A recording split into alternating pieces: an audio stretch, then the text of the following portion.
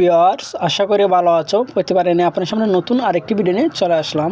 আজ আলোচনা করব আপনারা এইচএসসি 2025 যারা পরীক্ষাটা দেবেন। যে অনেকেই কিন্তু আমাকে প্রশ্ন করছেন যে ভাই, আমরা যদি টেস্টে যদি ফেল করি এক সাবজেক্ট ও দুই সাবজেক্টে, তাহলে কি আমরা কি মূল পরীক্ষার অর্থাৎ কি বোর্ড পরীক্ষাটা কি দিতে তারা দিবে কিনা, এই নিয়ে একটা ভিডিও দেন। তার জন্য আজকে ভিডিও নিয়ে আসলাম এবং তাদের আলোচনা করবো যে অনেক শিক্ষার্থী কিন্তু একটা টেনশন আছে যে তারা এইচএসসি 25 রুটিনটা তারা কবে দেবে। ঠিক আছে, আজকে একটা আপডেট পেয়েছি, আজকে কিন্তু এই ভিডিওতে আলোচনা করবো। তার জন্য ভিডিওটি সম্পূর্ণ দেখবেন, কোনো স্কিপ করবেন না।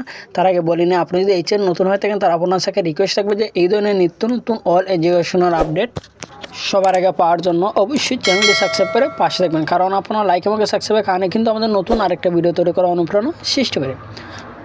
আপনারা এইচএসসি 2025 যারা পরীক্ষা দেবেন, এখন সামনের যে স্টেপটা আপনাদের, সেটা হচ্ছে যে আপনাদের কবে তারা যে আপনাদের টেস্ট পরীক্ষা তারা নিবে। ঠিক আছে, যে আজকে আলোচনা করবো, তাদের ভিডিওটি সম্পূর্ণ দেখবেন। যে উচ্চ মাধ্যমিক পর্যায়ে এইচএসসি ক্ষেত্রে কলেজ থেকে নেওয়া নির্বাচনী পরীক্ষা অর্থাৎ টেস্ট পরীক্ষা যদি কোনো শিক্ষার্থী উত্তীর্ণ না হতে পারে অর্থাৎ যদি ফেল যায়, তাহলে কি সে ফর্ম ফিল আপটা করতে পারবে এবং ভোট পরীক্ষায় অংশগ্রহণ করতে পারবে, এমন প্রশ্ন কিন্তু অনেক শিক্ষার্থী কিন্তু আমাকে করেছিলেন এবং তাদের জন্য আজকে মূলত সেই ভিডিওটা নিয়ে আসলাম। প্রথমত বলি যে এইচএসসি পরীক্ষার ফর্ম ফিল আপ এবং টেস্ট পরীক্ষার সম্বন্ধে নির্দেশনা প্রদান করে, যেখানে তারা নির্বাচনী পরীক্ষার বিষয়টি উপস্থাপন করে এবং নির্বাচনী পরীক্ষার আয়োজন করা হয় বোর্ডের নিয়ম কিন্তু অনুযায়ী। ঠিক আছে, নির্বাচনী যে পরীক্ষাটা সম্পূর্ণ যে তারা আয়োজন করে, সেটা কিন্তু তারা বোর্ডের কিছু নিয়ম দেয়। ঠিক আছে, যে বোর্ডের শিক্ষা বোর্ডের ক্রাইটেরিয়া অনুযায়ী কিন্তু তারা সেই পরীক্ষায় অংশগ্রহণ করে। ঠিক আছে, শিক্ষা মন্ত্রণালয় যেভাবে বোর্ড পরীক্ষার আয়োজন করতো, সেভাবে কিন্তু নির্বাচনী পরীক্ষা নিতে হয় কলেজগুলোকে। এবং নির্বাচনী পরীক্ষা নেওয়ার মূল উদ্দেশ্য হচ্ছে যে শিক্ষার্থীরা বোর্ড পরীক্ষা অংশগ্রহণ করার জন্য প্রস্তুত রয়েছে কিনা এবং তাদের প্রস্তুতি কেমন রয়েছে যাবতীয় সকল তথ্য মূল পরীক্ষার ঠিক 3 মাস অথবা 4 মাস আগে কিন্তু নির্বাচনী পরীক্ষাটা নেওয়া হয়ে থাকে।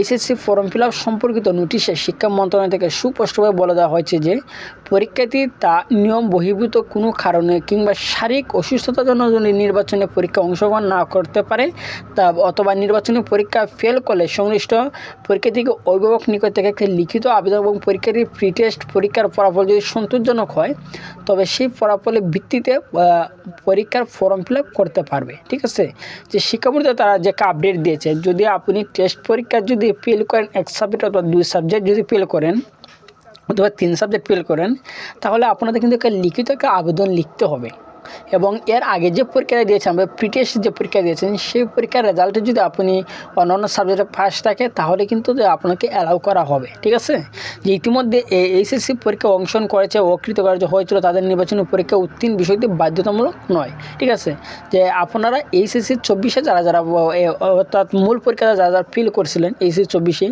আপনারা যদি মনে করেন যে টেস্ট পরীক্ষা যদি ফেল যান, তাহলে কিন্তু আপনাদেরকে তারা আটকেবে না, আপনাদেরকে তারা অ্যালাউ করে দেবে। কিন্তু আপনারা এইচএসসি 25 যারা নতুন পরীক্ষার্থী দিবেন, তো আপনাদের ক্ষেত্রে যে বিষয়টা বোর্ড থেকে যে একটা সিস্টেম তারা আছে, সেই সিস্টেম তারা বলতেছে যে আপনি যদি 2 সাবজেক্ট অথবা 1 সাবজেক্ট ফেল যান, তাহলে কিন্তু আপনি একটা লিখিত আবেদন লিখতে হবে কলেজে, যে কলেজে পড়েন সেই কলেজে কিন্তু লিখতে হবে। এবং আগে যে প্রি টেস্ট পরীক্ষার যে রেজাল্টটা, সেই রেজাল্টে যদি আপনি মনে করেন যদি পাস করেন এইগুলো সাবজেক্টে, তাহলে মূলত কিন্তু আপনাদেরকে উত্তীর্ণ করা হবে।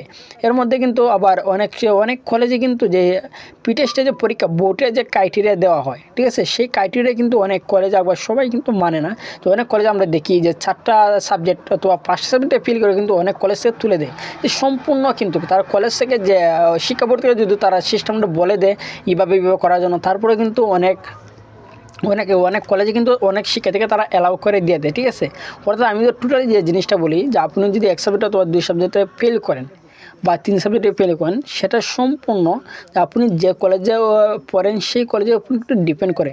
তারা ইচ্ছা হলে কিন্তু আপনাকে অ্যালাউ করে দিতে পারে, তাদের ইচ্ছা না করে তাহলে কিন্তু তারা অ্যালাউ করে দিতে পারবে না। ঠিক আছে, কারণ তারা কিন্তু ইচ্ছা করলে ধরতে পারবে আপনার যদি 2 সাবজেক্টে ফেল করে 2 সাবজেক্ট ও 2 সাবজেক্ট পর্যন্ত তারা অ্যালাউ করে দেয়, যে বোর্ড থেকে নির্দেশ দেওয়া যে আপনি 2 সাবজেক্টে ফেল করেন, তাহলে কিন্তু আপনাকে অ্যালাউ করে দেবো। অর্থাৎ 3 সাবজেক্ট বা 4 সাবজেক্ট যদি আপনি ফেল করেন, বোর্ডের যে নির্দেশনা সেই নির্দেশনা অনুযায়ী কিন্তু যে আপনাকে অ্যালাউ করে দিতে পারবে না।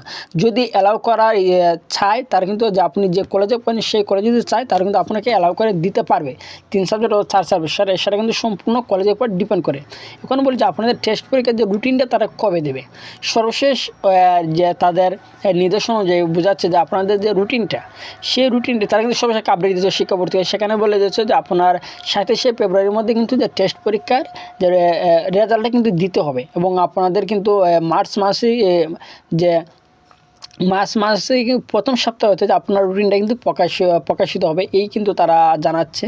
যেখানে সম্ভবত মার্চ মাসের শুরুর দিকেই কিন্তু আপনাদের এইচএসসি 25-এর রুটিনে তারা পাবলিশ করবে। আশা করি বুঝতে পারছেন। তারপরে না বুঝে থাকেন অবশ্যই কমেন্ট করে জানাবেন। আর যদি ভিডিওটি ভালো লাগে থাকে অবশ্যই লাইক দিবেন। আর আপনি যদি এই চ্যানেল নতুন হয়ে থাকেন তারা আপনার থেকে রিকোয়েস্ট থাকবে যে এই ধরনের নিত্য নতুন অল এডুকেশন আপডেট সবার আগে পাওয়ার জন্য অবশ্যই চ্যানেলটি সাবস্ক্রাইব করে পাশে রাখবেন। ধন্যবাদ, দেখা হবে অন্য কোনো ভিডিওতে।